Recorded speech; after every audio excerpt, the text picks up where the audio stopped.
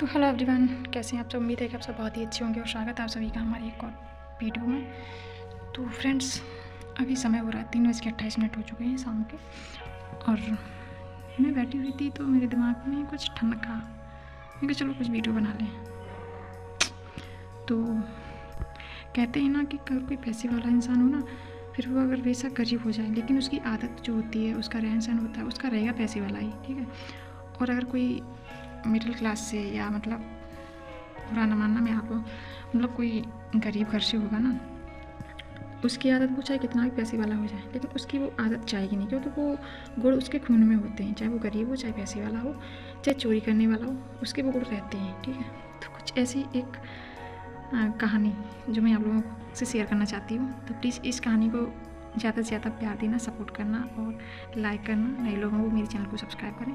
तो चलिए मैं कहानी करती हूँ शुरू। तो राजा के दरबार में एक आदमी नौकरी मांगने के लिए आया। तो राजा ने उसकी काबिलियत पूछी। तो उस आदमी ने जवाब दिया कि मैं आदमी हो या जानवर, उसकी शक्ल देख के उसके बारे में बता सकता हूँ। तो राजा उसकी इस बात से खुश हुआ और राजा ने उसे अपने खास घोड़े के अस्तबल का इंचार्ज बना दिया। जब कुछ दिन हो गए उसे उस अस्तबल में रहते हुए, तो राजा ने सोचा इससे कुछ पूछा जाए। तो राजा ने अपने सबसे मनपसंद और अच्छे घोड़े के बारे में उस आदमी को पूछा। तो उस आदमी ने जवाब दिया। उस आदमी ने कहा कि आपका ये घोड़ा नस्ली नहीं है। राजा को बहुत हैरानी हुई कि ये ऐसा कैसे कह सकता है। राजा ने पूछा ऐसा क्यों। तो राजा ने जंगल से उस जिससे घोड़ा खरीदा था उसे बुलाया और उससे पूछा। तो उस आदमी ने जवाब दिया कि घोड़ा तो नस्ली है, लेकिन पैदा होते ही इसकी माँ मर गई और इसने मतलब शुरू से ही गाय का दूध पिया है, इसलिए ये गाय का दूध पीकर उसी के साथ पला बड़ा है। राजा ने अपने नौकर को बुलाया और नौकर से पूछा कि तुम्हें कैसे पता चला कि ये घोड़ा नस्ली नहीं है। तो उसने कहा कि जब ये घास खाता है तो गायों की तरह खाता है, जबकि नस्ली घोड़ा घास को मुंह में लेके सर उठा लेता है। राजा उसकी इस काबिलियत से बहुत खुश हुआ और उसने उस नौकर के घर पे भेड़ बकरियाँ भिजवा दी, मुर्गी वगैरह भिजवा दी उसके घर पे खुश होकर।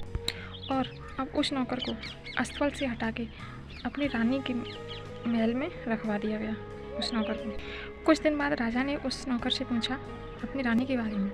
तो उसने कहा कि तौर तरीके तो रानी वाले हैं, लेकिन पैदाइशी रानी नहीं है। ये बात सुनकर राजा के पैरों तले ज़मीन खिसक गई। उसने गुस्से में अपनी सास को बुलाया। तो सास ने कहा कि हाँ, ये बात सच है।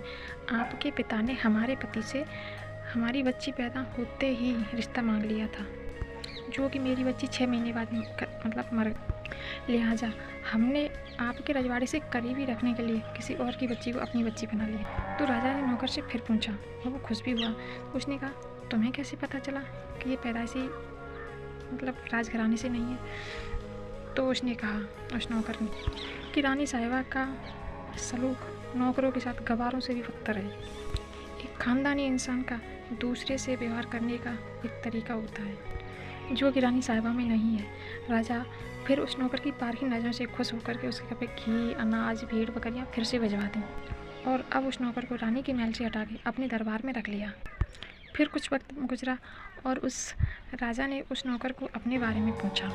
तो उस नौकर ने कहा जान की सलामती हो तो कहूँ। राजा ने उसे वादा किया। तो उस नौकर ने राजा से कहा कि आप ना तो पैदाइशी राजा हैं, ना आप राजा के बेटे हैं, और ना ही आपका चलन राजाओं जैसा है। राजा को गुस्सा आया बहुत तेज, लेकिन वो उस नौकर से वादा कर चुका था। और राजा गुस्से में सीधा अपनी माँ के पास गया और उसने अपनी माँ से पूछा। तो उसकी माँ ने कहा कि हाँ, ये सच है, तुम मेरे बेटे नहीं हो, तुम एक चरवाहे के बेटे हो, हमारी कोई औलाद नहीं थी, तो मैंने एक चरवाहे के बेटे से तुम्हें गोद लिया था। फिर राजा गया अपने राज दरबार में। फिर उस नौकर से पूछा कि तुम्हें कैसे पता चला कि मेरा चाल चलन राजाओं जैसा नहीं है और मैं राजा का बेटा नहीं हूँ। तब उस नौकर राजा से उस नौकर ने कहा कि अगर कोई राजा किसी को खुश होकर कुछ देगा तो वे मोहरें, रुपये, धन दौलत देगा, ना कि आपकी तरह भेड़ बकरियाँ अनाज घर में भिजवाएगा। तो इसलिए कहते हैं ना कि जैसी संगत होती है वैसी रंगत आती है।